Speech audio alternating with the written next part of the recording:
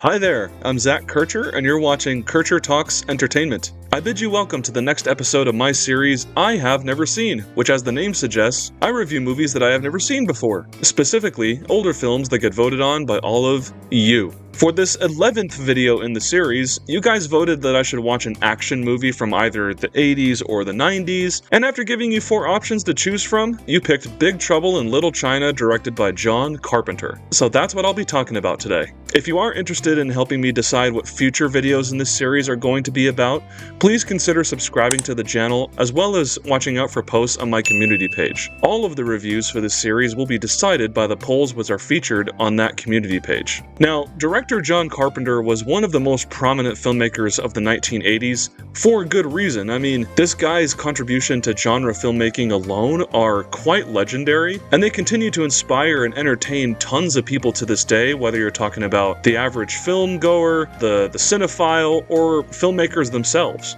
In fact, his movies have ended up inspiring a lot of filmmakers and even video game designers, which I'll touch on a little bit later. But as for me, I'm actually not huge on most of his movies, if I'm being completely frank with you. The only John Carpenter movie that I can legitimately say that I love is The Thing, which probably isn't that surprising to you considering that, yeah, most people would consider that to be his best movie. And I also made a video a few years ago talking about why it's actually my favorite horror film of all time. Now, on that basis alone, I will watch anything that John Carpenter has made because he has made that goated of a movie before. But otherwise, other films that I've seen of his, like Halloween, Christine, Escape from New York, and They Live, I liked all of them, but none of them hit me in the way that The Thing did. I say all of that because I could describe my reaction to Big Trouble in Little China very similarly to how I felt about those other movies, and that, yeah, I think it is fun, and I really did enjoy it, which again, I'll talk about later, but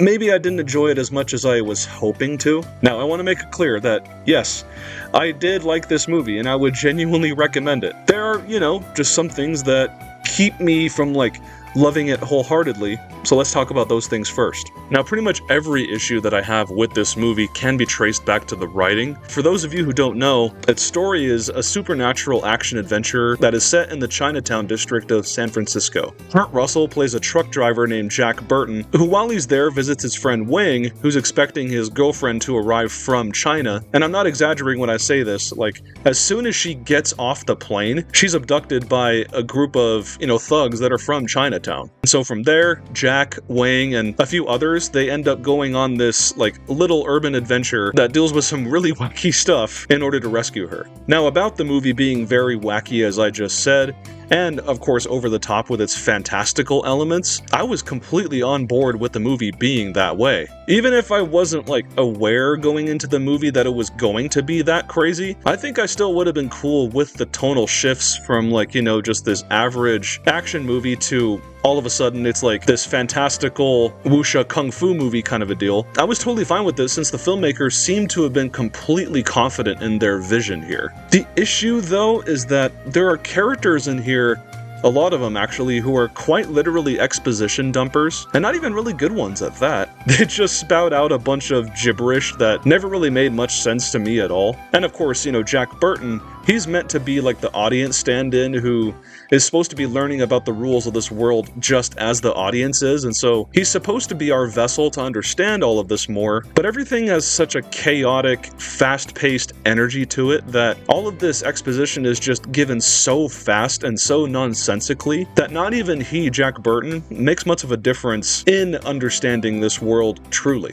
Now, I consider it to be a cop-out personally to just say that a movie didn't make much sense and have that be the main criticism that you give for it, but the combination of that problem and the characters being written rather thinly, I don't know, it resulted in a story that I didn't really get much out of. Not that I'm really upset about it, I just wish that I came away from Big Trouble in Little China having a greater understanding of what was legitimately going on beneath the surface of its world, or at least given some kind of message to take away from it. Not every movie needs one, but with the fact that this world wasn't really developed all that well, that's kind of the trade-off I would have hoped for, and I don't really get either thing here. But even with that being the case, I can forgive this movie because it still ended up being as fun as it was. This, for all intents and purposes, is the kind of silly kung fu movie where if you invite a few buddies over for to drink a few beers and watch a movie while you're a little bit inebriated, this totally would be that kind of movie if that's your thing. Now, I'm not a drinking man myself, but I could easily see myself having friends over to witness some awesome kung fu butt kicking while laughing and chowing down on some pizza. I'm also not someone who subscribes to the philosophy of turning off your brain and just letting loose, but considering what I said earlier about this movie being ridiculous nonsense, I'm fine with that mindset being applied here when the craftsmanship on display and the committed performances make it a joy to behold. I mean, there's dudes flying on wires, there's supernatural monsters, damsels in distress, ghostly villains, you name it, this live-action equivalent of a Saturday morning cartoon probably has it. Oh, and on that note, you want to know something interesting? You see these guys, the three storms? A gamer might look at them and think, these guys kind of look like, oh yeah, Raiden from Mortal Kombat. Especially this one who's casting lightning bolts everywhere. Well, you'd be correct in thinking that, because apparently Mortal Kombat co-creator John Tobias had this guy Lightning in mind when he was sketching potential designs for Raiden. Of course, that's not the first time that a John Carpenter character ended up influencing a popular video game character, of course. Anyway, the crazy goings-on of this movie are helped by the fact that the runtime is so lean and short. It clocks in at just under 100 minutes even when you include the credits in there. And for a movie with such a thin story but consistently fun vibes throughout, that really worked in its favor for me. The silliness never overstayed its welcome from me, and I just had a smile on my face as it just got crazier and crazier until its balls to the wall finale. But yes, the pacing was fast and efficient, while making for enough time between action scenes to sorta process what's going on. Again, it's not enough to be oh, okay, cool. It's just alright, sure. But at least it conveyed enough that James Hong's Lo Pan is a bad dude, Wang's girlfriend is in danger, and our heroes have to work fast in order to save her, so at least you know the basic gist. I mean, it's enough, it works for the film's favor, and it essentially makes this movie feel like a feature-length version of the second half of Temple of Doom, where all the crazy cult stuff happens. That's all helped by Kurt Russell playing one of the greatest himbos in all of cinema, Jack Burton. Without really spoiling much of the hijinks that his character,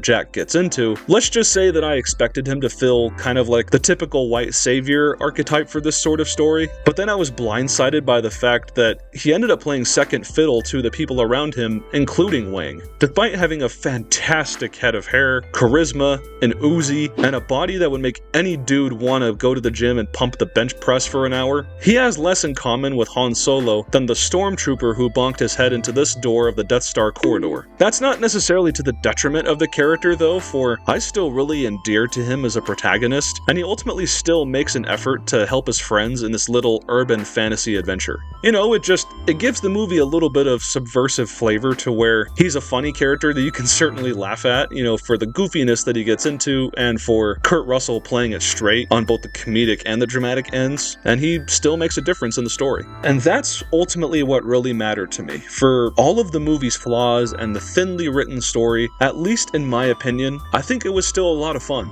It's not a film I would ever put into a list of the greatest action movies of all time, heck no. But if I felt just putting on a movie and blowing some steam for a little bit and have a big smile on my face for a while, I mean, why not? I'd watch this. It's the kind of movie that I would put in the same category as Tremors or First Blood, old school action movies that don't demand much from their audience, and they provide a veritable good time that I could always be in the mood for. So yes, I will buy this movie on Blu-ray, and I will forever be in the mood to watch this wacky, fun, and well-made 80s gem.